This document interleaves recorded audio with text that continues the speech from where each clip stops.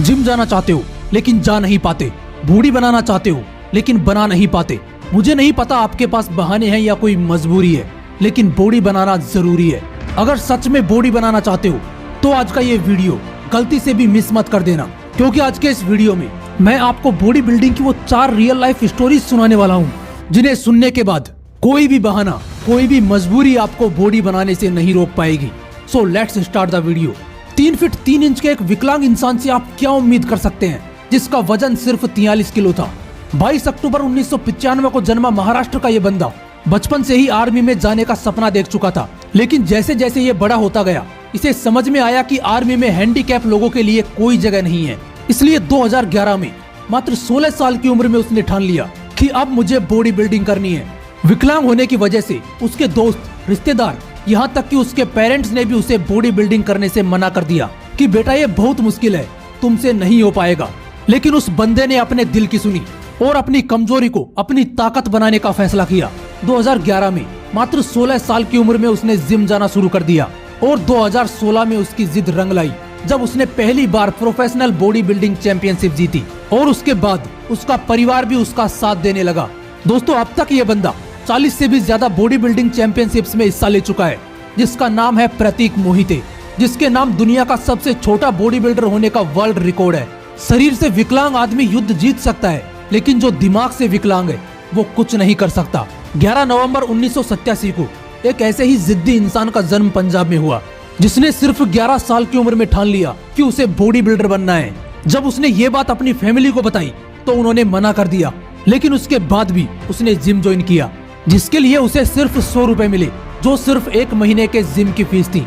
उसके बाद 2 महीने उसने फ्री जिम किया और 11 साल की उम्र में मिस्टर गोल्डन का टाइटल जीता। लेकिन जिंदगी को शायद कुछ और ही मंजूर था।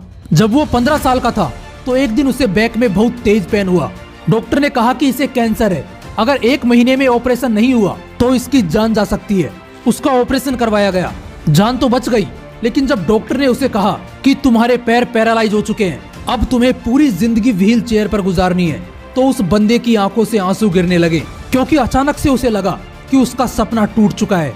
लेकिन जो जिद्दी होते हैं उनके सपने टूटते नहीं हैं, क्योंकि वो बुरे से बुरे हालातों में भी आगे बढ़ने की हिम्मत रखते हैं। भले ही उस बंदे के पैर काम नहीं कर रहे थे, लेकिन उसके बावजूद उसने अपने दोस्त की हेल्प से वापस जिम जाना शुरू कर दिया। और आपको जानकर हैरानी होगी कि उस बंदे ने इतनी मेहनत की कि वो 12 बार मिस्टर पंजाब जीता, 4 बार मिस्टर इंडिया का खिताब जीता, 9 बार नॉर्थ इंडिया का खिताब जीता, और भी न जाने कितने बॉडी बिल्डिंग कंपटीशन उसने व्हील चेयर पर ही जीत लिए। दोस्तों, उस इंसान का नाम है आनंद अर्नोल्ड, जो इंडिया का पहला व्हील चेयर बॉडी बिल्डर है, जिसकी लाइफ पर एक किताब भी लिखी गई है जिसका नाम है weightless, A true story of courage and determination. ऐसी ही कहानी है दिल्ली के एक लड़के की। जब वो 12th स्टैंडर्ड में था तो उसका वजन था 42 किलो, क्योंकि उसे अल्सर था। 12th पास करके जब वो कॉलेज में गया तो उसके दुबले पतले शरीर की वजह से उसका बहुत मजाक बना, इसलिए उसने जिम जाने की सोची। लेकिन जिम की फीस भरने के लिए उसके पास पैसे नहीं थे, इसलिए उसने फीस के बदले उसी जिम में नौकरों की तरह काम किया।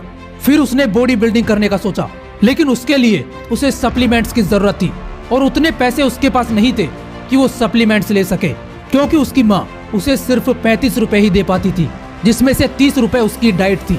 बस का टिकट लेने के भी पैसे उसके पास नहीं होते थे, इसलिए कई बार बीच रास्ते में ही उसे बस से उतार दिया जाता था।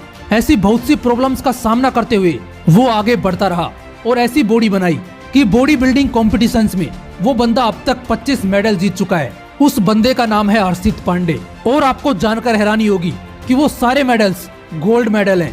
जिस दिन आपने ठान लिया कि मुझे भीड़ से अलग दिखना है, उस दिन कोई मजबूरी, कोई बहाना आपको जिम में पसीना बहाने से नहीं रोक पाएगा, क्योंकि ऐसे बहुत से एग्जाम्पल हैं जिनके पास बहाने नहीं थे।